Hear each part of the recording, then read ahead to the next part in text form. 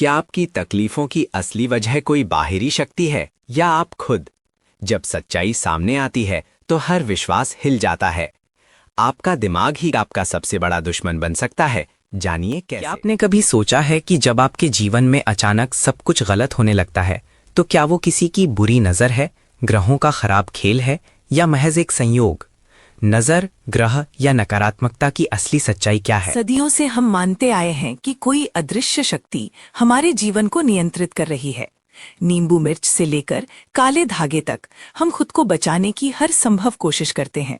लेकिन क्या ये कोई बाहरी जादुई शक्ति है या हमारे अपने ही दिमाग का बुना हुआ एक गहरा भ्रम? जब हम नज़र या टोटकों की बात करते हैं तो अक्सर इसे केवल भारतीय समाज की पिछड़ी सोच मान लिया जाता है।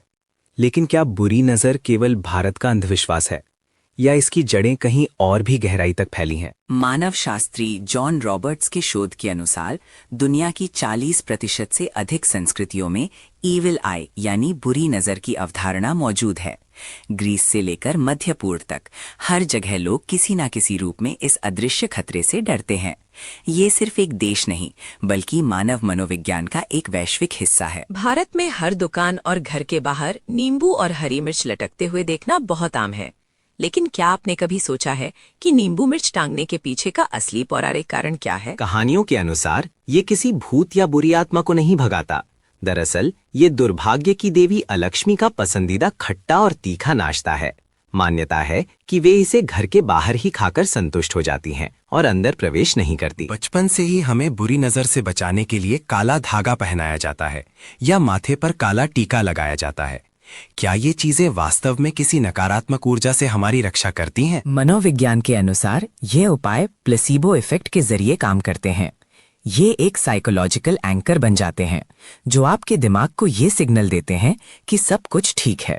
जब आपका डर कम होता है तो आपका आत्मविश्वास अपने आप बढ़ जाता है और गलतियां होने की संभावना घट जाती है। हम सभी ने देखा है कि जब किसी को नजर लगती है तो उसे अचानक बुखार आ जाता है या उसका काम बिगड़ जाता है।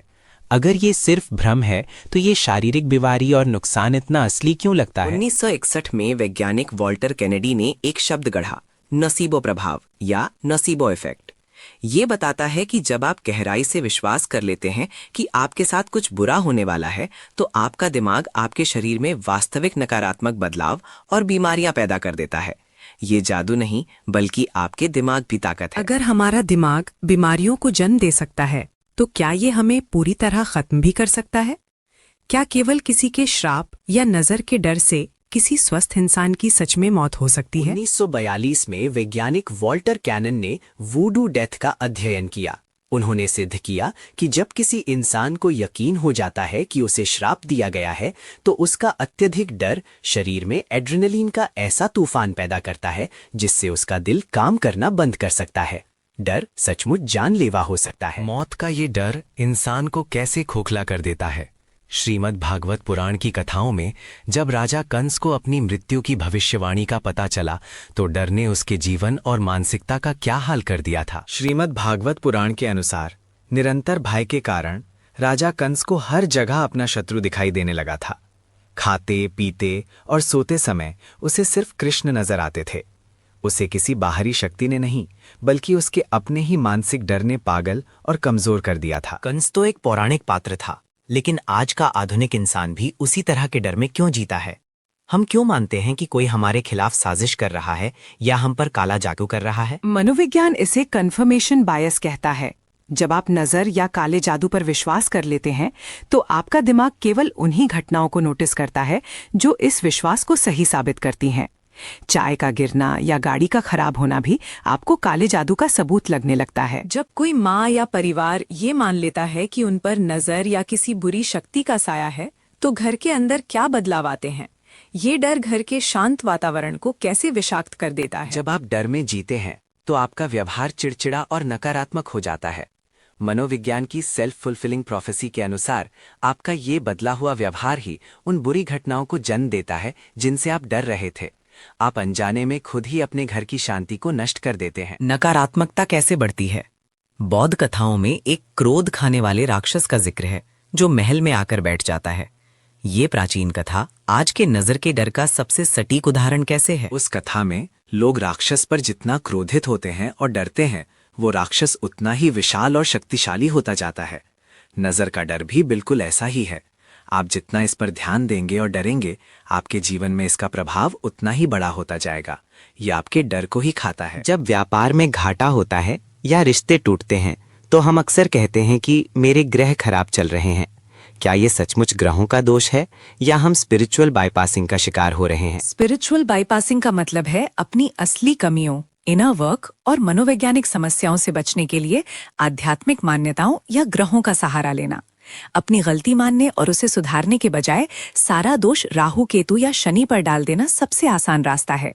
ये हमें जिम्मेदारी लेने से रोकता है। अगर हम ग्रहों को अपनी असफलताओं का बहाना बना रहे हैं, तो सवाल ये है कि क्या ग्रह सच में आसमान में बैठे कोई शक्तिशाली राक्षस हैं जो हमारी गलतियों पर नजर रखे हुए हैं और हमें सजा दे रहे हैं? बिल्कुल नहीं। प्राचीन ज्ञान के अनुसार ग्रह कोई दंड देने वाले देवता या राक्षस नहीं है। वे केवल हमारे अवचेतन मन, सबकॉन्शियस माइंड और हमारे अपने ही कर्मों का एक ब्रह्मांडीय आईना है। वे हमें दिखाते हैं कि हमें अपने भीतर कहाँ काम करने की जरूरत है, ना कि वे हमारे भाग्य को नियंत्रित करते हैं। क्या विज्ञान हमारे विचारों और बाहरी घटनाओं के बीच कोई संबंध मानता है? क्वांटम भौतिकी हमारे ध्यान और इस तथाकथित नजर या नकारात्मकता के बीच के रहस्य को कैसे समझाती है? क्वांटम भौतिकी साबित करती है कि ऑब्जर्वर इफेक्ट के कारण हमारा ध्यान वास्तविकता को आकार देता है। आप जिस चीज पर अपना ध्यान केंद्रित करते हैं, चाहे वो डर हो, नजर हो या असफलता, ब्रह्मांड उसी ऊर्जा को आपकी ओर खींच लाता है।